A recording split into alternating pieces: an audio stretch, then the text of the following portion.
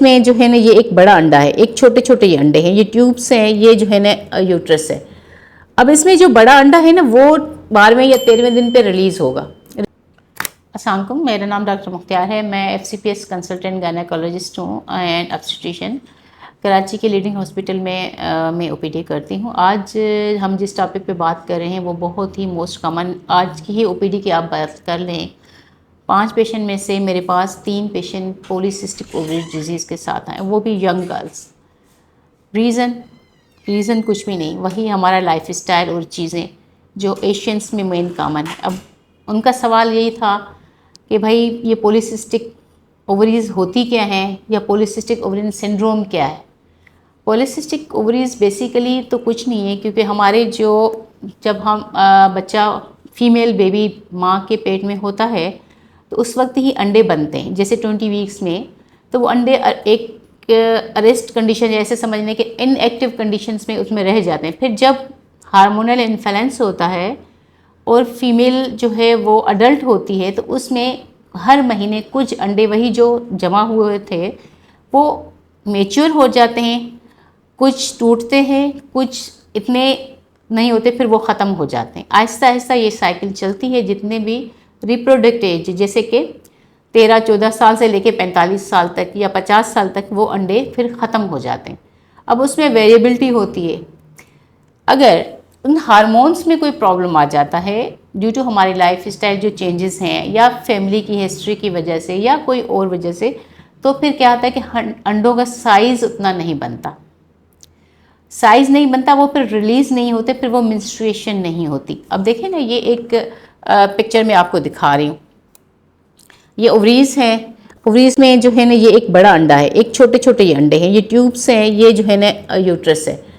अब इसमें जो बड़ा अंडा है ना वो 12वें या 13वें दिन पे रिलीज होकर ट्यूब में आएगा।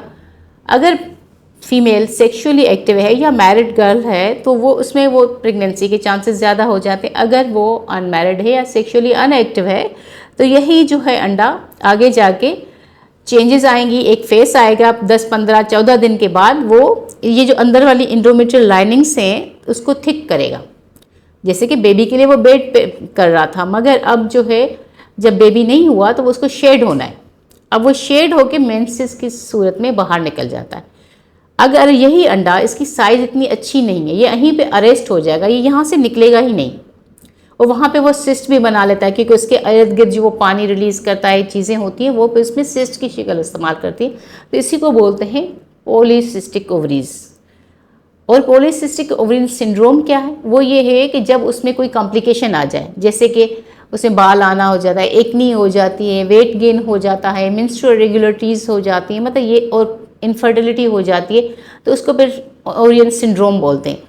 अब इनका अगर ये आपका अल्ट्रासाउंड में आजकल एक बहुत बड़ी जो है ना मिसकम्युनिकेशन हो रही है या लोगों को परेशानी हो रही है कि अल्ट्रासाउंड वो करवाते हैं, उसमें अल्ट्रासाउंड वाले लिख देते हैं कि टिनी फॉलिकल्स और पॉलीसिस्टिक ओवरीज।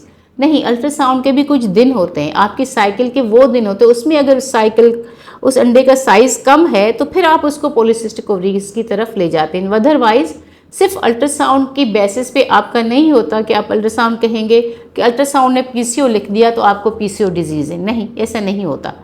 वो मुख्तलिफ मेंस्ट्रुअल साइकिल की दौरान उसकी साइज़ चेंज होती रहती है। अब ये तो इसका सारा प्रोसेस हो। अब कहते हैं कि क्यों हो रहा है? क्यों? हमारा जो रात के आजकल जो लड़कियां हैं वो बहुत देर से सो रही। अब जब देर से सोएंगी तो उनकी जो सारी हार्मोनल साइकिल है वो डिस्टर्ब हो जाती है। वो हार्मोन्स जो रिलीज़ होते हैं नाइट के टाइम 12 बजे के 1 बजे में सोने के टाइम, वो सारे डिस्टर्ब हो जाते हैं। अब जब वो डिस्टर्ब होंगे तो डेफिनेटली प्रॉब्लम करेंगे। उसमें हमारे जो है इंटीरियर पिट्यूटरी जो माइंड, वहाँ से हार्मोन आते हैं, थायराइड आता है, फिर हमारे पेंक्रियास से जो इंसुलिन रिलीज है तो वो भी अफेक्ट करती है ओवरीज पे।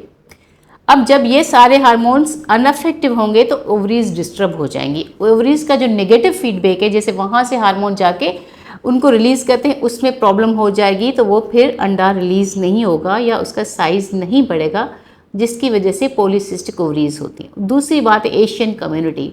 एशियन कम्युनिटी में डायबिटीज़ हमारी फैमिलीज़ में मौजूद है, जेनेटिकली भी और हमारी लाइफस्टाइल चेंजेस की वजह से भी, हमारे खानों की वजह से भी। जिसकी वजह से इंसुलिन रेजिस्टेंस ज़्यादा होता है। जब इंसुलिन रेजिस्टेंस ज़्यादा होता है तो फिर भी ओवरियन थायराइड हार्मोन्स पे इफ़ेक्ट होता है। तीसरी बात, थायराइड डिजीज़ भी बिल्कुल कॉमन है। हाइपोथायराइडिज्म हमारी कम्युनिटी में बहुत ज़्यादा है, वो भी इन्फ्लुएंस करता है इस चीज़ को।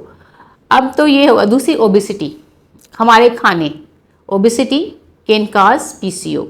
अब देखें, मेडिसिन तो हम देते हैं उनको, मगर जो है वो आपका लाइफ स्टाइल, आपकी चीज़ें ही उस पीसीओ को करेक्ट कर सकते। पीसीओ एक्चुअली कोई डिजीज़ नहीं है, ये हमारी ही चीज़ों को, जो बॉडी की चीज़ें उसको इरेगुलरिटी हो जाती है, हार्मोनल इम्बैलेंस हो जाता है, जिसकी वजह से पीसीओ होता है या पॉलीसिस्टिक ओवरियन सिंड्रोम डेवलप करता है।